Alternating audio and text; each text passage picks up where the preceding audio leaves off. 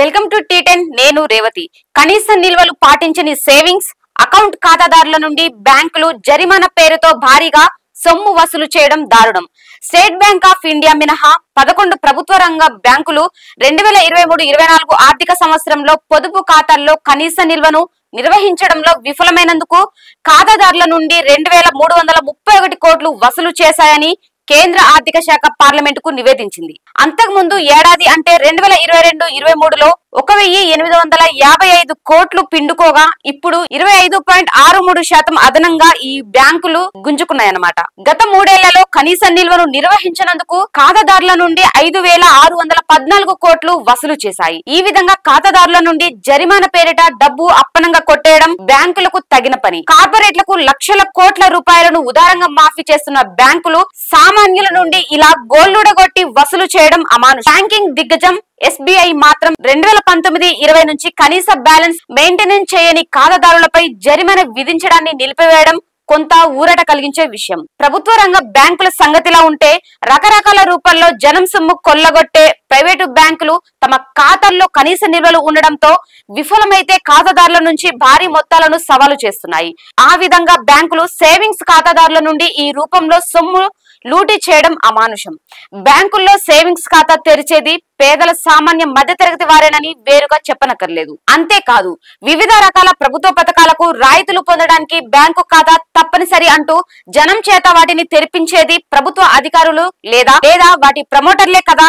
నరేంద్ర మోడీ తొలిసారి ప్రధాని అయిన సందర్భంలో విదేశాల్లోని నల్లధనాన్ని ప్రజల ఖాతాలో చేస్తామని సాగించిన భారీ ప్రచారాన్ని ఒక్కసారి గుర్తు చేసుకుంటే ఆ పాపంలో పాలకుల పాత్ర ఎంతుందో అర్థమవుతుంది. ఆనాటి జన్ధన్ ఖాతాల హడావుడి కూడా ఎవరు మర్చిపోలేరు. ఒకవైపున సర్కారు వారే ఖాతాలు తెరిపించి వాటికి అనుసంధానంగా ఇన్సూరెన్స్ కూడా జత చేసి ఆ ప్రీమియంను ఖాతాదారుల నుండి వసూలు చేసిన విషయం చాలా మందికి అసలు తెలియదు. ఈ రూపంలో ఏటా ప్రీమియం కత్తిరింపు జరిగి కనీస నిల్వ తరిగిపోయిన ఖాతాదారులు చాలా మంది. ఇది కూడా బ్యాంకులు చేస్తున్న మరో విధమైన లూటియే కదా.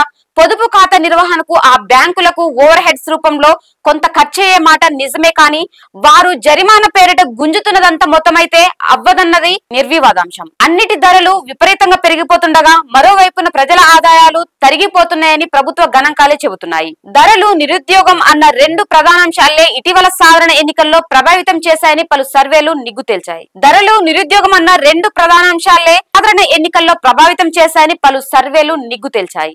ఇటువంటి నేపథ్యంలో ప్రజలు బ్యాంకుల్లో పొదుపు చేయడం అనేది ఓ $1 మిలియన్ ప్రశ్న లాంటిది. ఏడాదికేడాది ప్రజల పొదుపు తరిగిపోతున్నదని కేంద్ర గణాంకాల సంస్థ నివేదికలు స్పష్టం చేస్తున్నాయి.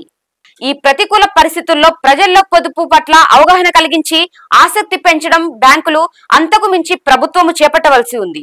ఆ పని మానేసి కనీస ఖాతా నిల్వ లేదనో ఇంకో పేరుతోనో ప్రజలపై భారాలు వేస్తూ పోతే అసలు బ్యాంకు గడపనెక్కడానికే జనం భయపడే స్థితి దాపురించే ప్రమాదం ఉంది. 2008లో ప్రపంచాన్ని చుట్టుముట్టిన ఆర్థిక సంక్షోభం భారతదేశాన్ని అంతలా దెబ్బతీయకపోవడానికి మన బ్యాంకింగ్ రంగము, ద్రవ్య నిర్వహణ వ్యవస్థల పటిష్టత ఒక ముఖ్య కారణమని విశ్లేషకులు నిర్ధారించారు. మన బ్యాంకింగ్ వ్యవస్థను మరింతగా పటిష్టపరచుకోవాలి. ఇంకా ఎక్కువ మందిని వాటి పరిధిలోకి తేవడం ఎంతో అవసరం. ప్రజల్లో పొదుపు పట్ల ఆసక్తి పెంచేందుకు తగు ప్రోత్సాహకాలు ఇవ్వాలి తప్ప బ్యాంకులు రకరకాల పేర్లతో జరిమానాలు విధించడం ఇప్పటికైనా మానుకోవాలి. ఇది ఇవాల్టి న్యూస్. చూస్తూనే ఉండండి టీ10.